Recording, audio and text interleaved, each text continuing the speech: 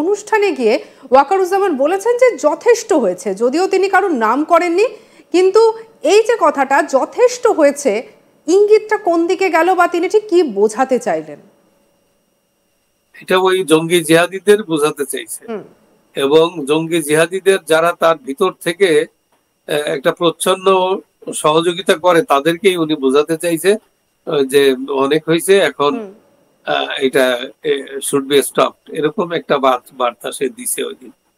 তো কিন্তু তার ওই ক্যারেক্টারিস্টিক্সটাই হচ্ছে সে খুব ধৈর্যশীল, সে সবকিছু অ্যাকোমোডেট করতে চায়, যদিও আর্মির কোড অফ কন্ডাক্টে সব অ্যাকোমোডেট করা যায় না একেবারে। তবে আরো একটা যেটা বিষয়, যে এই যে আপনি যে বারবার যে আপনি এই জঙ্গি কথাটা তুলছেন বা যে বলছেন যে বর্তমানে জঙ্গি পরিস্থিতি বাংলাদেশে বারবার মাথাচাড়া দিচ্ছে, বাংলাদেশের বর্তমান যে পরিস্থিতি তা তো খানিকটা আফগানিস্তানের দিকেই চলে গেছে। কোথাও গিয়ে ওয়াকারুজ্জামান তিনিও যেন ঠিকভাবে এই যে বলছেন ধৈর্যশীল হয়েও তো তিনি কিছু করে উঠতে পারছেন না। হ্যাঁ, সেই ব্যর্থতা তো তার আছে, যে উনি তো ব্যর্থতা, উনি যদি অনেস্ট হয়ে থাকেন তাহলে ব্যর্থতা ওনার ফ্রম ডে ওয়ান।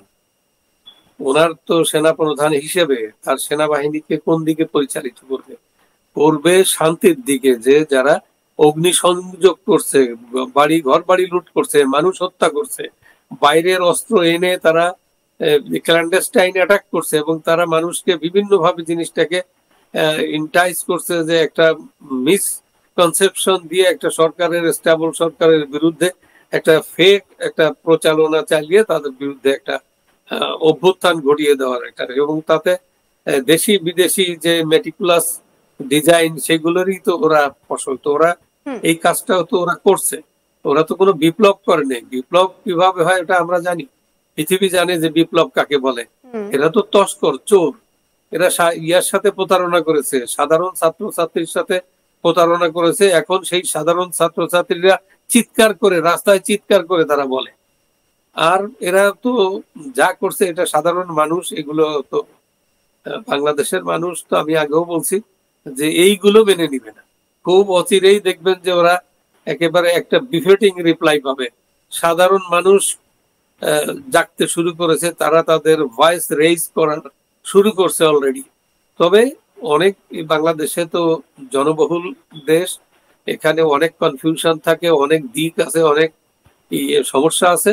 তারা কিছু সময়ের জন্য অনেক লোককে বোকা বানায় রাখতে পারবে, কিন্তু সব সময়ের জন্য সব লোককে আপনার আর্মির ভিতরে যারা আর্মির অধিকাংশ লোকের একটা টার্গেট থাকে, চাহিদা থাকে যে আমরা জাতিসংঘে যাব, সেখানে একটা ভালো পেমেন্ট দেওয়া হয়, 3 বছরে অন্তত 50-60 লাখ কি 1 কোটি টাকা নিয়ে আসে। তো এইটা একটা লুক্রেটিভ জব। তো এইটাকে কোনো অবস্থাতেই মিস করতে চায় না কোনো সেনানায়কের দ্বারা। যদি সামরিক অভ্যুত্থান ঘটে আর এটা যদি মিস হয়ে যায়, তাহলে ওরা সেই সামরিক অভ্যুত্থানও চায় না। এরকম একটা পর্যায়ে বাংলাদেশে আছে। তো যা হোক, এখন বাংলাদেশ সেনাবাহিনীর বিরুদ্ধে এই ইউনূসের জঙ্গি জেহাদিরা যেভাবে আক্রমণ শুরু করছে, তাতে পৃথিবী ব্যাপী ওদের একটা ইজ্জতের ইস্যু হয়ে দাঁড়িয়েছে।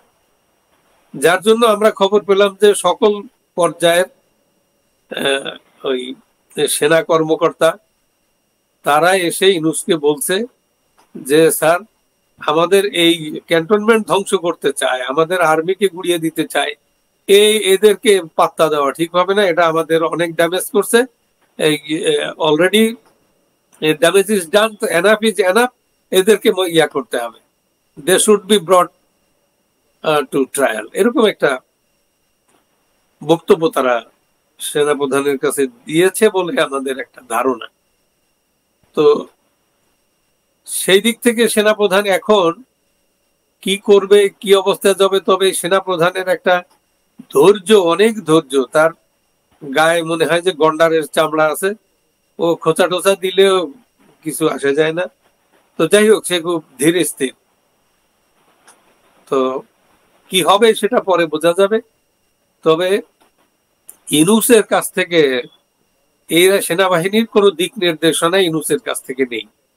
ইউনূস দিক নির্দেশনা দেয় ওর যে ওই জঙ্গি জেহাদি কিছু লাফাঙ্গা পোলাপান, ওরা যা বলে ইনুস ওদের হাতের পুতুল, পাপেট। তো সেই জন্য ইনুসের কাছ থেকে কিছু আশা করা যায় না যে সে সরকার প্রধান হিসেবে, চিফ অ্যাডভাইজার হিসেবে সে কোনো বক্তব্য দিবে বা কোনো কিছু হবে। যেমন ইনুসের কারবারই তো আলাদা। আপনার সুইজারল্যান্ডে গেল ভিজিট করতে, সেখানে গিয়ে তার সোশ্যাল ব্যাংকিং, সোশ্যাল বিজনেস এগুলো বলে আসলো। আর এখানে চায়নায় তো গেছিল, একটা এনজিওর একটা সাবমিট ছিল, ওখানে গিয়েছিল সে।